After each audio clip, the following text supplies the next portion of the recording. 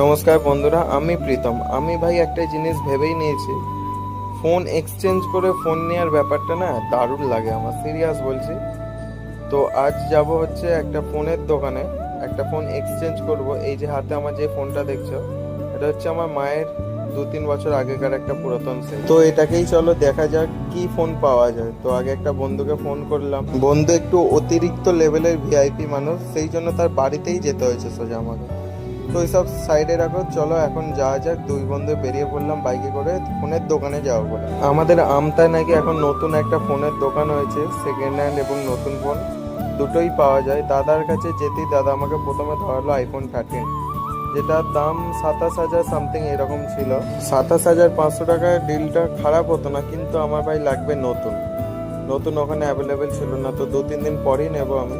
তো আগে যেতে হবে একটা ওষুধের দোকানে, এই ওষুধের দোকান থেকে আমার কিছু প্রয়োজন।